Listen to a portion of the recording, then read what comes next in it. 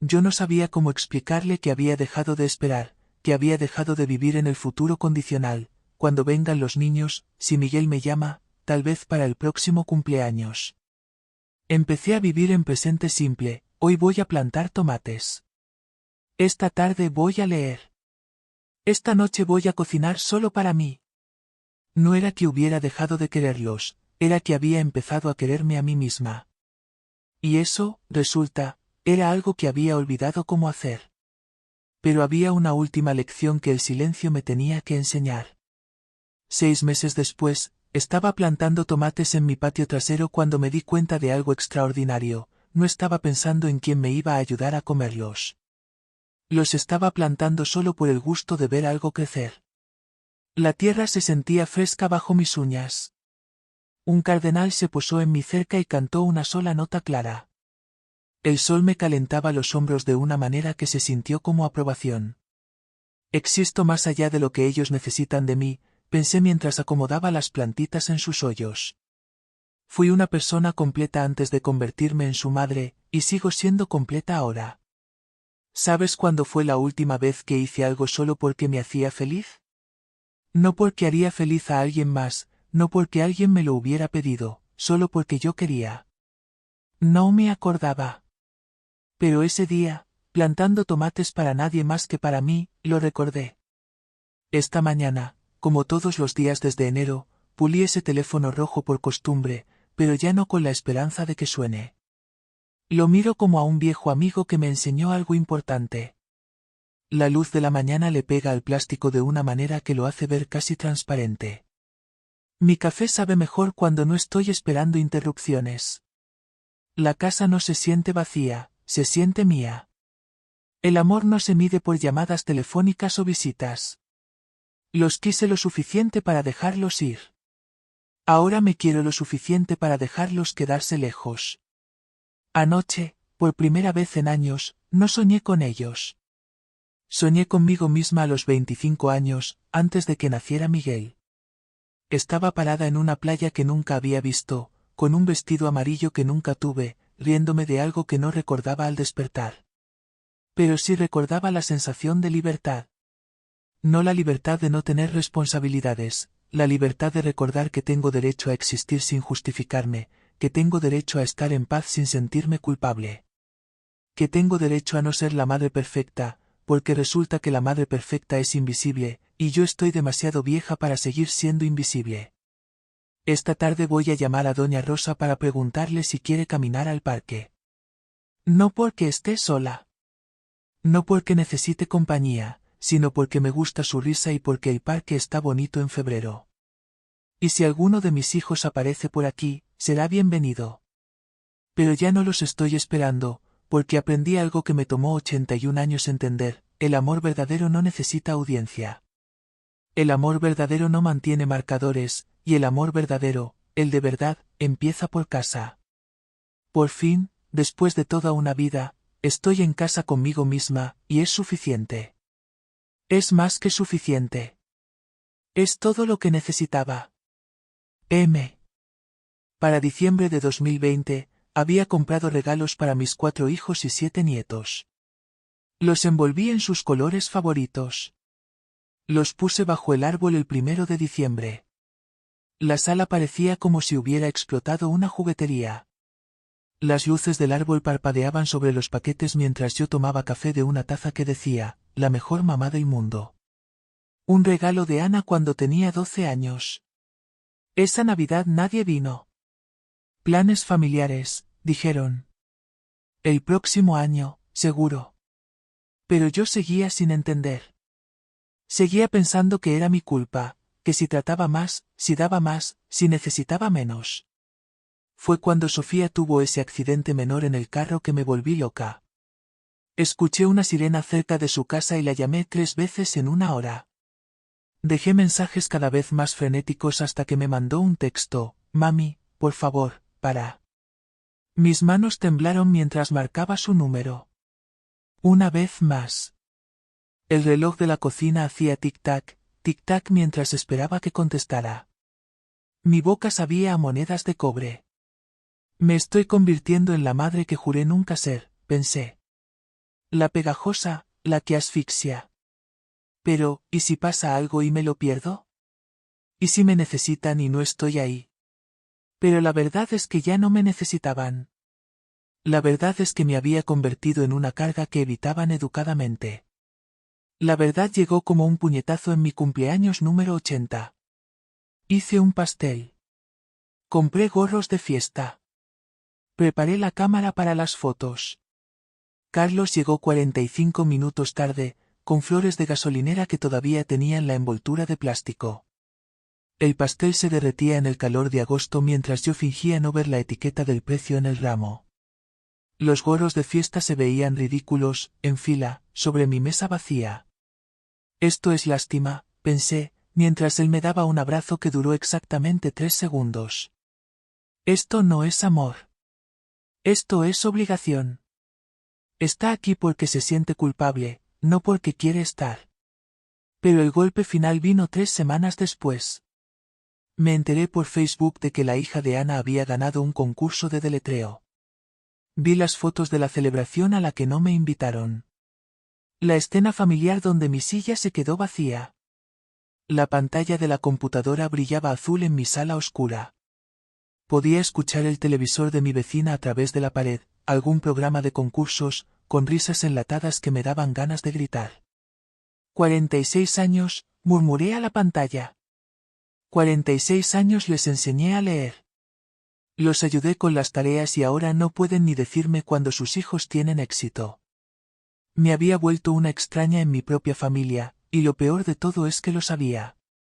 Lo había sabido por meses, tal vez por años. Pero era más fácil seguir fingiendo que todo estaba bien que admitir la verdad que me destrozaría el corazón si la decía en voz alta. La Nochebuena del año pasado, finalmente lo entendí. Estaba sentada en mi mesa de cocina con un jamón para 8 personas, mirando mi reflejo en la ventana oscura. Las 8 sillas vacías me rodeaban como jueces silenciosos. Nadie iba a venir. La casa olía a clavo de olor y a decepción. Ese teléfono rojo colgaba en la pared como un juez pronunciando mi sentencia. Hasta mi árbol de Navidad se veía avergonzado. Por primera vez en mi vida dije la verdad en voz alta. Les enseñé a volar y ahora me sorprendo de que se hayan ido del nido. No era que no me quisieran, era que me habían convertido en la obligación que evitaban. ¿Sabes cuando te das cuenta de que tu propio hijo te ve como una carga? Cuando llega tu cumpleaños con flores de gasolinera y se queda exactamente el tiempo necesario para no sentirse culpable. Cuando encuentras su carro en el estacionamiento del supermercado y él finge no verte. Cuando tu nieta te dice, abuela, papá dice que no podemos quedarnos mucho tiempo, antes de que siquiera se quiten los abrigos. Esa noche de Navidad me quedé despierta hasta las 4 de la madrugada, mirando ese jamón, contando las servilletas que había doblado con tanto cuidado, 24 servilletas rojas para una cena que nunca pasó. Y entonces entendí algo que me rompió el alma, yo había hecho esto. Yo les había enseñado que mamá siempre estaría ahí, que mamá nunca se quejaría, que mamá nunca tendría necesidades propias. Que mamá existía solo para hacerles la vida más fácil. Les había enseñado a tomarme por sentado, y ellos habían aprendido la lección perfectamente. El 2 de enero, a las 6 de la mañana, me levanté en camisón y desconecté ese teléfono rojo. Lo arranqué de la pared con las 2 manos. El plástico hizo un pequeño ruido seco. El silencio después se sintió diferente, no vacío, sino limpio, como el momento después de que dejas de aguantar la respiración. No voy a rogar por amor nunca más, le dije a la cocina vacía. No voy a encogerme para caber en los rincones de sus vidas ocupadas. Y por primera vez en 40 años me sentí libre.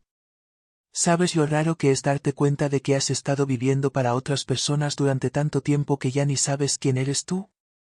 Durante semanas después, me despertaba y mi primer pensamiento no era, ¿a quién voy a llamar hoy?, sino, ¿qué quiero hacer hoy?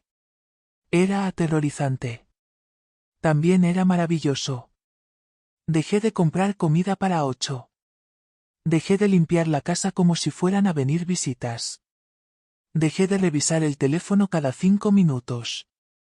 Y algo extraño pasó, la casa no se sintió más vacía, se sintió mía. Mis vecinos empezaron a notarlo. Doña Rosa, de al lado, me dijo: Carmen, te ves diferente. Más relajada. Olía a cera de piso y a café aguado de máquinas expendedoras. A mi alrededor, familias enteras tomaban fotos, padres, madres, abuelos, hermanos. Todos gritando nombres, todos llorando de felicidad. Yo estaba sola, pero no me importó. ¿Sabes por qué? Porque pensé, lo hice. Crié 4 hijos sin su padre. Los saqué adelante yo solita y mira, son exitosos, educados, buenas personas. Carlos subió por su diploma con esa sonrisa que tenía desde niño, la misma sonrisa que ponía cuando le hacía sus empanadas favoritas. Y en ese momento, sentada en esa silla incómoda, me sentí como la mujer más poderosa del mundo. Había criado a mis hijos para que fueran independientes, y funcionó. Oh, eso creía. Los domingos eran mi día sagrado. Durante 15 años ponía la mesa para 8 personas, aunque sabía que tal vez vendrían 2, tal vez 3 si tenía suerte. Empezaba a cocinar desde las 9 de la mañana, arroz con pollo, como le gustaba a Ana, frijoles negros para Miguel, yuca frita porque a Sofía le recordaba su infancia. Y siempre, flan de coco para el postre. La cocina se llenaba de vapor. Yo limpiaba el mismo mostrador 17 veces mientras miraba por la ventana, esperando ver algún carro conocido en la entrada. El asado se secaba a las 3 de la tarde, pero yo seguía esperando. Tal vez paran de camino a casa, me decía. Tal vez se les olvidó y vienen más tarde. Guardaba las sobras en el refrigerador, divididas en 4 recipientes, uno para cada hijo, por si acaso. La mayoría de las veces, esos recipientes se echaban a perder ahí adentro. Pero cuando sí venían, cuando venían, todo valía la pena, como esa tarde de agosto cuando Ana trajo a su hija mayor para que le enseñara a doblar sábanas. Estábamos en mi sala, 3 generaciones de mujeres de mi familia, riéndonos porque las esquinas se torcían mal. Ana olía a ese perfume caro que usaba desde que consiguió trabajo en el banco. Se mezclaba con el aroma del suavizante de ropa. La luz de la tarde entraba por mis cortinas amarillas, haciendo que todo se viera dorado y permanente. Mi nieta tenía 8 años. Entonces me decía, abuela Carmen, y me pedía que le contara cuentos de cuando su mamá era pequeña. Así es como funciona, pensé mientras veía a Ana enseñarle a su hija lo que yo le había enseñado a ella. Les enseño, crecen, pero siempre regresan por más lecciones. Yo soy su puerto seguro. Era perfecto. Era como tenía que ser, o, al menos, era como yo necesitaba que fuera. Porque la verdad es que, ya para entonces, las visitas se estaban volviendo más cortas, las llamadas más rápidas y, aunque yo no lo quería admitir, algo estaba cambiando. Algo que no podía controlar con comida casera ni con historias de su infancia. Algo que me iba a enseñar que el amor de una madre puede volverse invisible. El primer síntoma fue tan sutil que casi no lo noté. Miguel me llamaba todos los martes, religiosamente, durante años. Hablábamos de su trabajo, de los niños, de si había llovido mucho esa semana, conversaciones normales de madre e hijo. Hasta que un martes me dijo, mamá, no puedo hablar ahora, y colgó antes de que pudiera contarle sobre los resultados de mi cita con el cardiólogo. El tono de ocupado zumbó en mi oído como una avispa rabiosa. Me quedé ahí, parada, con el teléfono en la mano, tal vez 5 minutos, escuchando nada. ¿Dije algo malo?, me pregunté. ¿Hablé demasiado? Tal vez está ocupado, de verdad. Mañana me llamará y me preguntará por la cita, pensé. Pero no lo hizo. Y, de alguna manera, sin darme cuenta, empecé a cronometrar las visitas, 2 horas en Navidad, 1 hora para mi cumpleaños, 45 minutos cuando nacía un nuevo nieto y venían a contarme las noticias. Los abrazos se volvieron más rápidos. Los «te amo, mamá» sonaban como disculpas.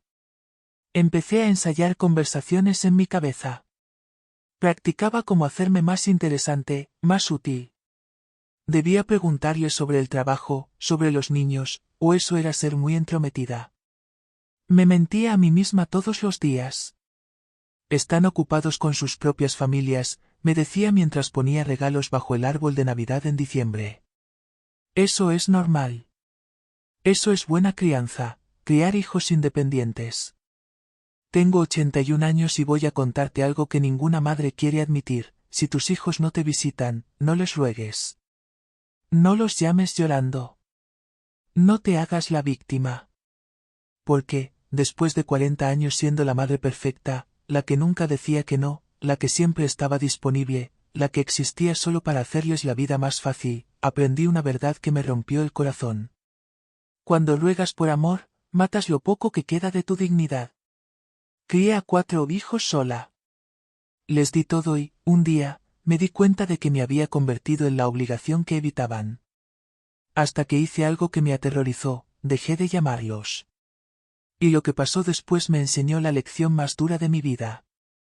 Si alguna vez te has sentido invisible en tu propia familia, si has cronometrado las visitas de tus hijos, si has guardado comida que nadie viene a comer, quédate conmigo.